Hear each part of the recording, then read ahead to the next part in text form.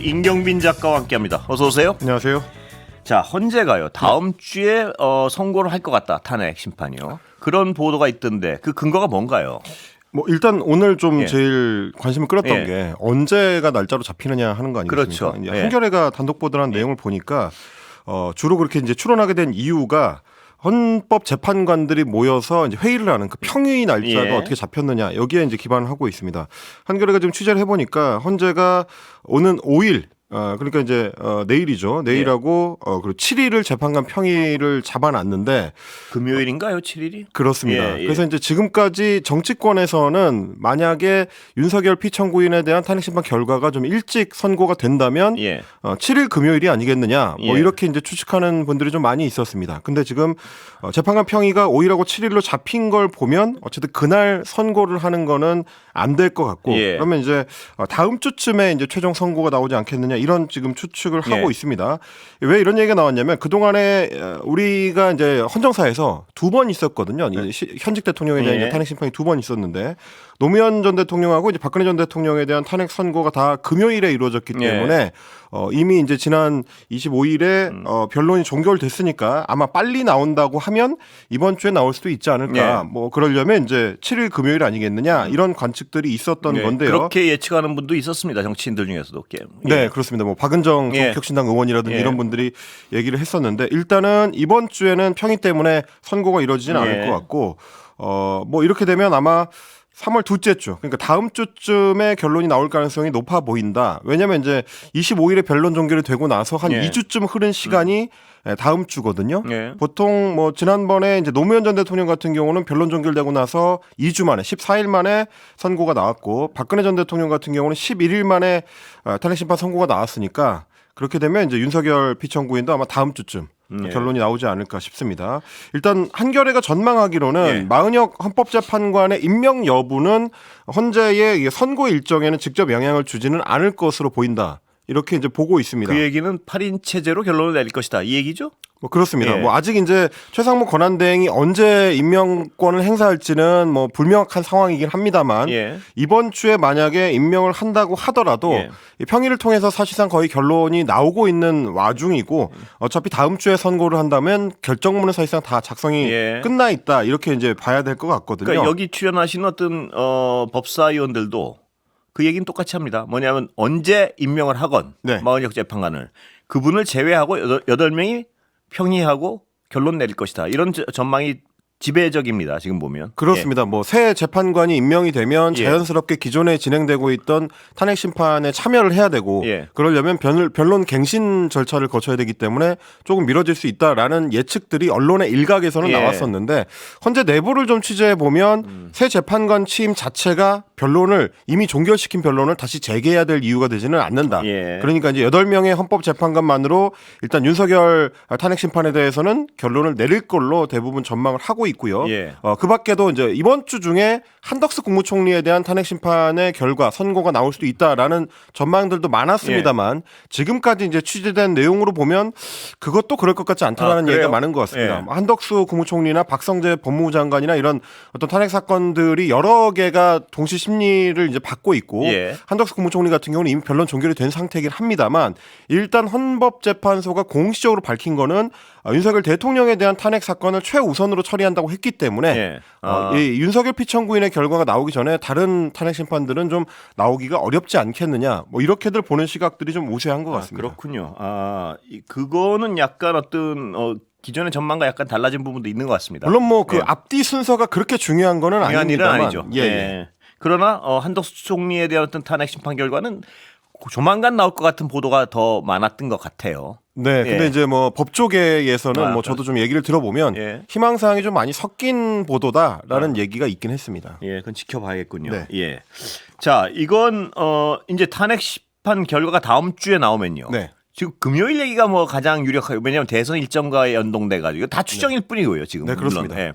그러니까 사실 금요일, 헌법재판소 입장에서는 대선 일정을 신경 써줘야 될 이유가 전혀 없기 없죠? 때문에 네. 뭐 그게 이제 정치권의 감론을박이지 헌재에 직접 영향을 미치는 건 아닐 그렇습니다. 것이다라는 얘기들이 많긴 합니다. 말씀하신 대로 정치권에서는 지금 한 14일경이 더 유력하지 않느냐 이렇게 네. 그냥 추정하는데요. 그것도 말씀하신 예. 이제 대선 일정을 그렇습니다. 고려했을 때 그렇습니다. 예. 14일인데 어쨌든 네. 그 다음 주 어떤 날 선고가 이루어지더라도요. 네네. 경찰은 아주 만반의 대비를 하고 있는 것 같습니다. 왜냐하면 뭐 여러 가지 어떤 불안정한 상황이 지금 예고되고 있어서요. 저희가 이제 지난번에 한번 그 경찰의 브리핑 내용을 전달을 드리면서 예. 경찰이 내릴 수 있는 최고의 경계력이 이제 가포 비상이라고 예. 말씀을 드렸는데 가포 비상을 내리는 것까지도 이제 검토 중이다 이런 얘기가 들렸었는데 오늘도 이호영 경찰청장 직무대행이 정례 브리핑을 했는데 상당히 좀 강경하게 준비를 하고 있다라는 얘기가 좀 나왔습니다. 3단봉이라든지 필요할 예. 경우에 이제 3단봉이라든지 캡사이신 같은 직접적으로 이제 물리력을 동원할 수 있는 방안도 좀 준비를 하고 있다. 뭐 이런 얘기였습니다. 경찰력의 한계 속에서도 최악의 상황을 염두에 두고 계획을 수립하고 있다라고 예. 하면서 만약에 양측의 어떤 물리적 충돌이 있을 경우에는 이거를 차단하기 위해서 경찰력을 총동원하겠다. 네. 이렇게 얘기했습니다. 그러면서 뭘 얘기를 했냐면 예. 과거 탄핵 집회를 거울 삼아서 분석을 많이 했다.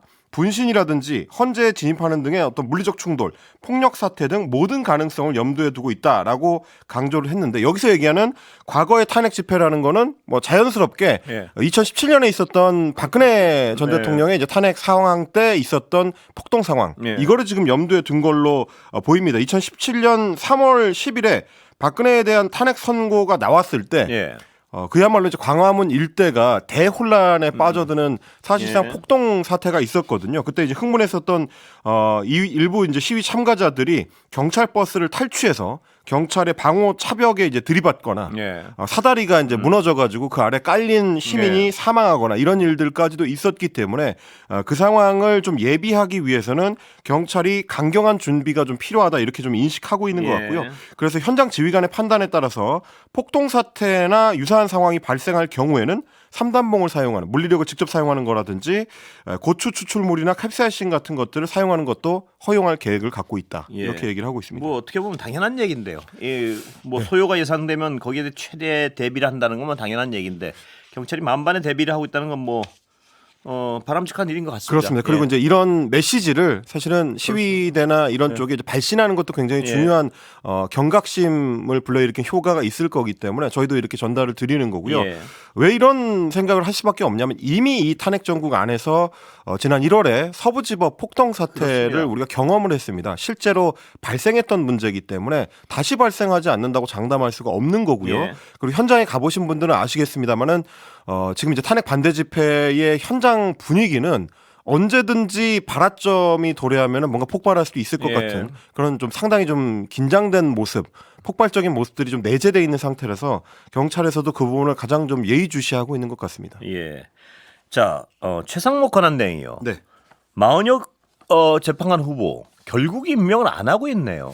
그 오늘 이제 정치권에서는 오늘쯤 임명 여부를 결정하지 않겠느냐라는 전망들이 많았습니다. 저희가 이제 지난주 금요일에 뉴스 신세계에서 소식 전해드릴 그렇습니다.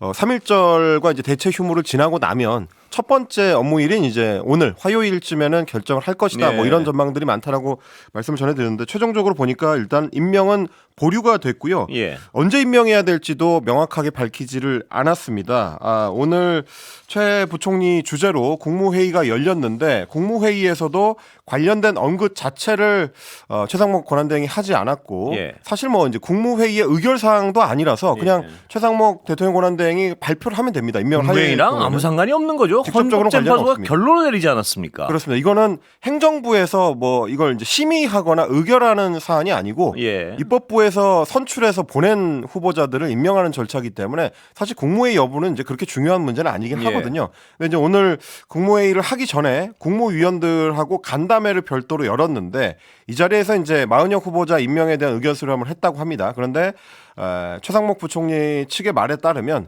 국무위원들이 숙고할 필요가 있다라는 의견을 제시했고 예. 일단 의견을 들었을 뿐이지 뭐 따로 결론을 내리지는 않았다라고 합니다. 예. 네, 좀 전에도 저희가 말씀드렸다시피 국무위원들이 이 사안에 대해서 왈가왈부할 수 있는 권한을 갖고 있지는 않습니다. 그렇습니다. 예. 의견 수렴을 한다는 거는 뭐 엄밀히 말하자면 우리 같은 이제 평범한 시민들한테 의견 수렴하는 것과 국무위원들한테 의견 수렴하는 것 자체가 크게 다르지는 예. 않거든요.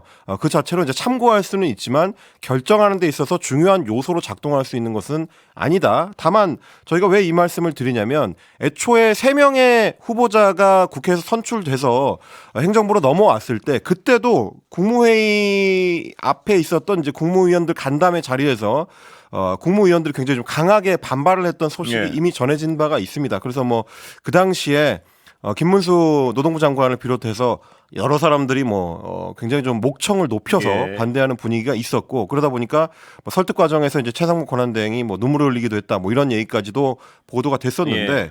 오늘도 간담회를 한다면 사실 뭐 바뀔 상황은 아니었거든요. 예. 비슷한 이야기가 나올 수밖에 없었을 텐데 결국 국무위원들을 모아서 간담회를 열었다는 거는 보류를 하기 위한 임명을 하지 않기 위한 절차를 뭐 하나 갖춘 것이다. 뭐 이렇게 보는 게 좀 맞을 것 같습니다. 그게 절차가 그러나 아무런 근거 없는 절차 아니에요. 문제는. 그렇습니다. 형식을 예. 갖췄다. 뭐 이런 식의 이야기겠죠. 그런데 뭐 여기서도 어떤 임 작가한테 여러 번 이 자리에서 얘기했지만요. 네.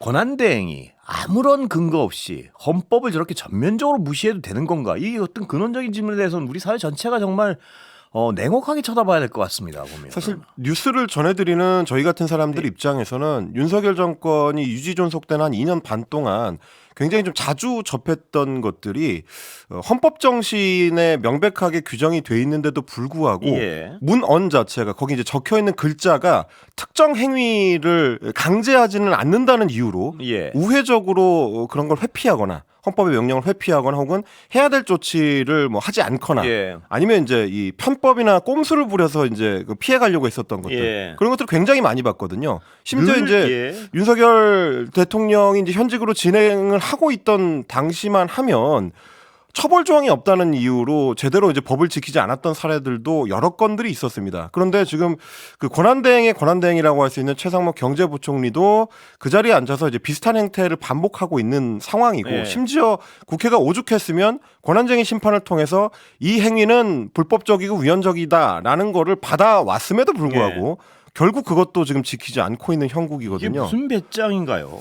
좀 이해가 안 되는 예. 일이고 뭐 나중에 이 탄핵 정국이 수습이 되고 뭐 새로운 정부가 출범하게 된 이후에라도 이 문제에 대해서는 제대로 좀 정리를 할 필요가 있겠다. 책임을 물어야겠죠. 그렇습니다. 어떤 식으로라도. 같은 일이 다른 상황에서 반복되면 안 되기 때문에요. 이건 좀 분명히 할 필요는 있을 것 같습니다. 이런 식이라면 말입니다. 헌법을 수천 페이지를 만들어야 될 거예요. 무슨 얘기냐 하면은 국회가 의결한 후보자를 임명하지 않으면 징역 몇 년에 처한다든가 이 모든 거에 처벌 규정을 만들지 않고는 이런 식으로 하겠다는 거 아닙니까? 그러면 그렇습니다. 뭐 우리가 고대 뭐 중동 국가에 살고 있는 것도 아니고요. 헌정사에서 이미 발생하면 안 되는 불행한 일들이 많이 발생한 상태인데 헌정 수호의 어떤 목표를 갖고 있는 목적을 갖고 있고 의무를 갖고 있는 국무위원의 한 사람인 경제부총리가 헌법 정신에 반하는 일들을 연일을 하고 있다. 그렇습니다. 예, 국민들이 어떻게 보실지를 좀 생각해 보셨으면 좋겠습니다. 이 상황이 하도 어이가 없으니까 상설특검 얘기는 그러니까 나오지도 않는군요 지금. 저희가 12월부터 얘기했거든요. 예. 하루하루 계속 불법을 갱신하고 있다고 말을 했는데 3개월째 불법이 지금 네. 갱신되고 있는 거 아닙니까?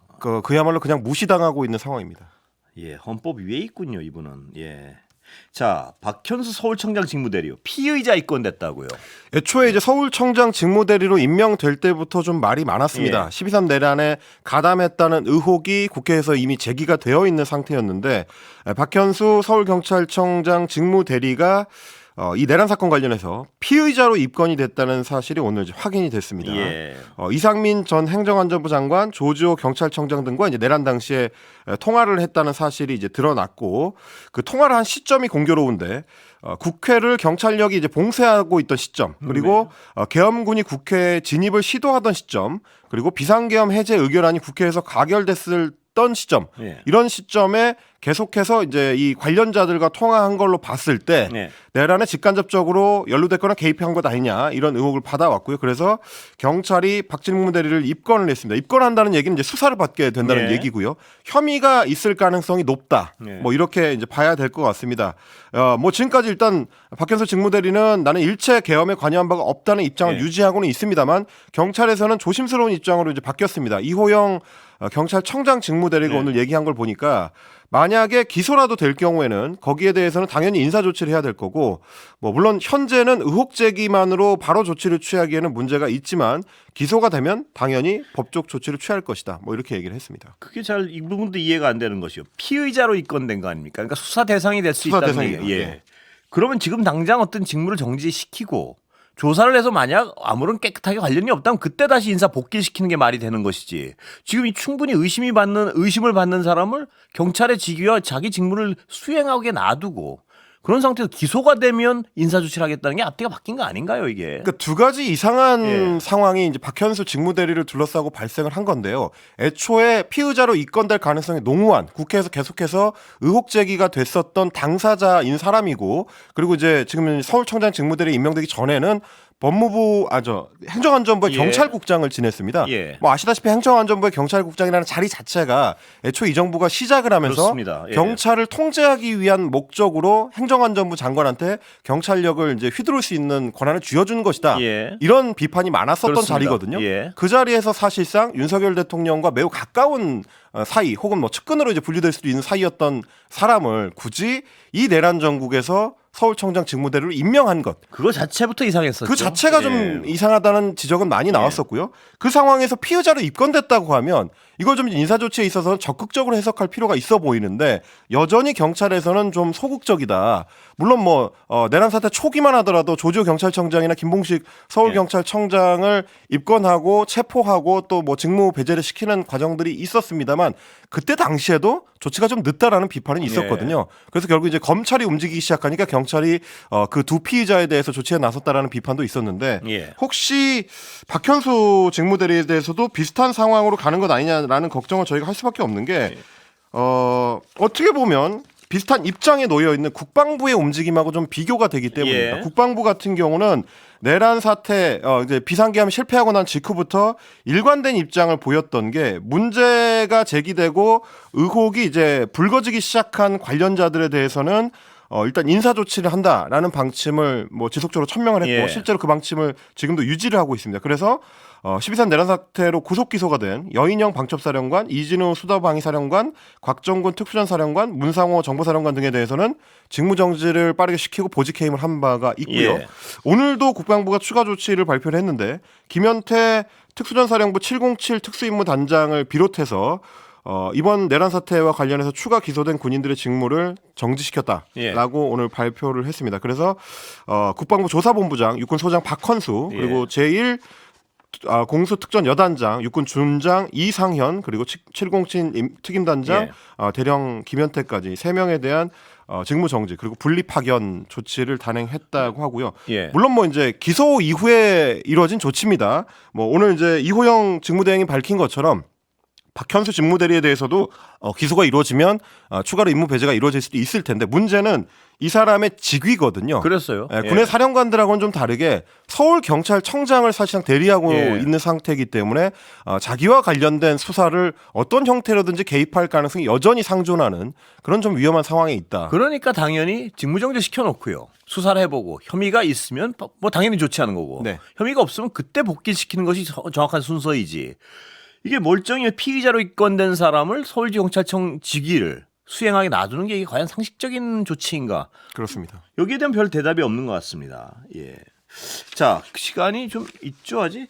한 1분 남았는데 네. 이따 이어가더라도 삼부토건 주가 조작, 100억대 시세 차익. 이게 굉장히 시끄러웠던 사건 아닙니까? 이걸 한번 자세히 짚어볼 필요가 있는 것 같은데요. 네, 오늘 이제 금융감독원이 예. 발표한 내용인데요. 삼부토건 대주주 일가와 경영진들이 100억 원대의 시사 차익을 주가 조작을 통해서 예. 거뒀다라는 정황을 이제 포착을 해가지고 예. 지금 사실관계를 조사 중이라고 합니다.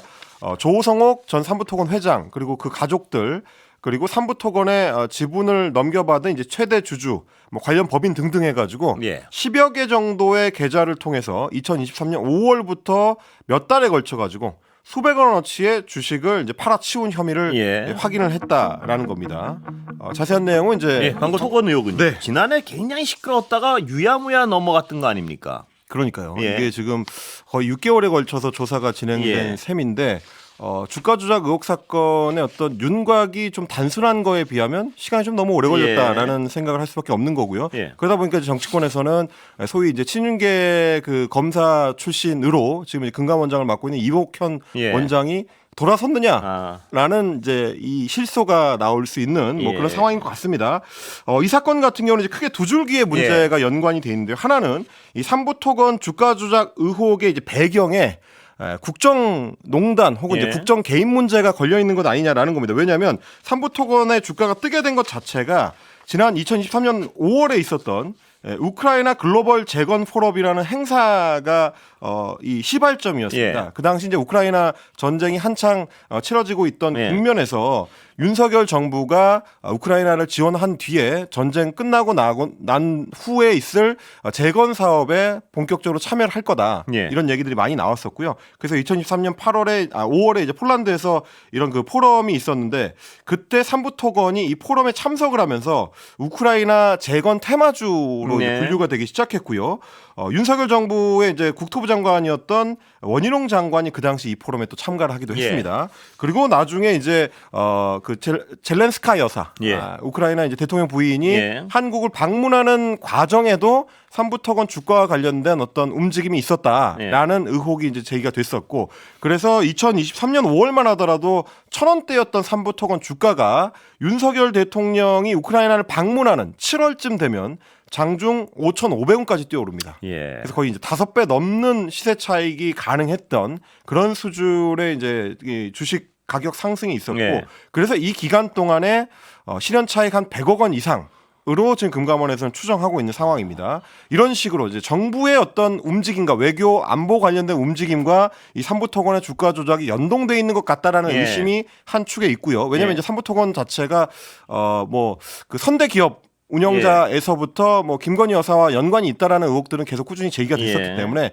그런 연관성을 의심하는 시각이 있었고, 또한 또 한 축에는 예. 이종호 전 블랙펄 인베스트먼트 대표라는 인물이 있습니다. 예. 이 익숙한 인물은 인물이죠. 예. 예, 김건희 여사의 이른바 도이치모터스 주가 조작 의혹 사건에서 굉장히 좀 핵심 관련자로 꼽히는 예. 인물인데, 이 이종호라는 사람이 그 당시에 이제 그 단체 채팅방을 참여를 하고 있었는데 그 대화 내용이 공개가 되면서 주가 조작을 알고 움직였다라는 의혹이 제기가 된 겁니다. 이제 이 이종호라는 인물이 임성근 전 해병대 1사단장의 구명 로비 의혹에 연루가 돼 있다. 예. 그리고 그 연결고리는 김건희 여사다라는 얘기가 있었는데, 그 단체 대화방에서 대화를 하는 과정에 골프를 치러 가자는 등 뭐 이런 얘기를 하다가 이종호 전 대표가 이런 얘기를 합니다. 내일 3부 체크하고 예. 라고 이야기를 하거든요. 이 3부가 결국 3부 토건을 얘기하는 것 아니냐라는 겁니다. 예. 이 대화 이후에 본격적으로 주가 상승이 시작되기 때문에 예. 뭐 관련된 정황을 이미 알고 있었던 것 아니냐라는 얘기고요. 그래서 혹시 김건희 여사가 이런 주가 조작 의혹 사건에도 연루돼 있는 것 아니냐라는 의혹을 야권에서는 이미 제기한 바가 있습니다. 그래서 상설특검 수사 요구안에도 이게 포함됐던 거고요. 그렇습니다. 상설특검에도 포함이 되어 있고요. 그런데 이 정부에서 벌어졌던 여러 의혹들은 나중에 보면 다 사실로 드러나는 경우가 너무나 많아요. 보면 사실 예. 국회에서의 의혹 제기라는 게 아무런 근거 없이 네. 그냥 던지는 경우들은 그렇게 많지 않기 때문에 뭐 그걸 좀 꼼꼼히 살펴서 들여다볼 필요는 있는 거거든요. 예. 금감원 같은 경우도 지난해 9월에 이미 제기됐던 의혹을 6개월 동안 들고 있다가 탄핵 심판의 결과가 나오기 직전에야 공개하는 것이 뭐 물론 시간이 그렇게 오래 걸렸을 수도 있겠습니다만 주가 조작 사건을 잘 아는 법조인들 사이에서는 이게 그렇게 복잡한 사건이냐 그래서요. 라고 이야기를 했었기 때문에 조금 의심스러운 정황은 있는데요. 어쨌든 그 사이에 삼부토건은 심각한 경영난 끝에 예. 지난 24일에 법원에서 법정 관리를 개시된 상태고 너무나 증시 많은 거래는 의혹의 냄새가 나는군요. 네, 정말. 예. 증권 거래는 지금 정지가 된 상황. 당시에 또 이 3부가 이 3부 토건 아니냐고 물어봤더니 어떤 사람이 그랬었죠. 골프 3부라 그랬다. 굉장히 우스꽝스러운 어떤 모습을. 국민의힘 유상범 의원이 이제 3부 골프 얘기라고 했다가 국방부에서 운영하는 골프장에는 3부가 없다라는 반박을 받았습니다. 참담합니다. 예, 여기까지 듣겠습니다. 임경비 작가 고생했습니다. 고맙습니다.